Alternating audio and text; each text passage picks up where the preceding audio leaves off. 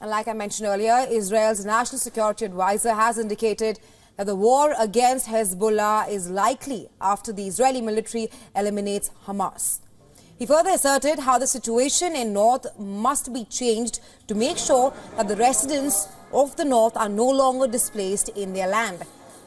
And the latest warning by Israel's National Security Advisor comes the day after Israeli Prime Minister Benjamin Netanyahu warned of turning Beirut into Gaza.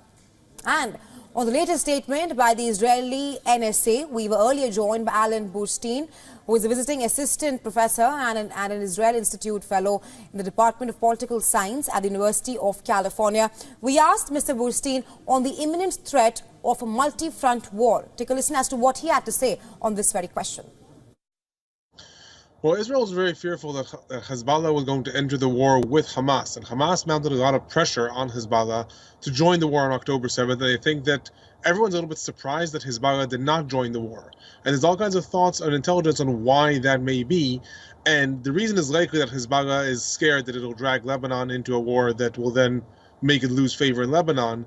But in Israel, there is this growing fear that there appeared to be previously this sense of security, the sense that Hezbollah and Hamas train a lot on the border, but really they're never going to attack Israel. All they can do is launch missiles. October 7th blew up in Israel's face and showed, no, the fact that these organizations are constantly training means they can invade one day. Meanwhile, Israel's National Security Advisor also outlined the fear regarding Hezbollah's Radwan forces, which is capable of crossing the border within minutes and starting a murderous rampage in northern communities. A similar style of attack which was spearheaded by the Hamas militants on October 7th on Israel. That attack, I think Hezbollah has lost the element of surprise. What Hamas really had on October 7th was a vast element of surprise. And that's one of the reasons that Hezbollah likely will not do that in the coming days. But what Israel is trying to indicate is, let's say that the war with Gaza is over, either through defeating Hamas somehow or some sort of ceasefire or something is over.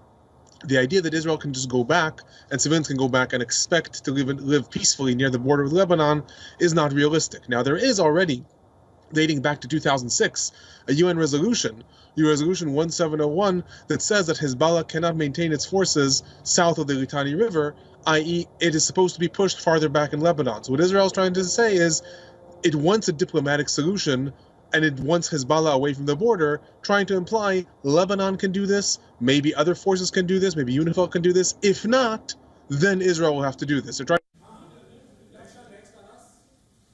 Israel has said that it does not want to fight simultaneously on two fronts, but made it clear that if Hezbollah remains a dangerous threat, then it will have no choice but to impose a new reality in the north.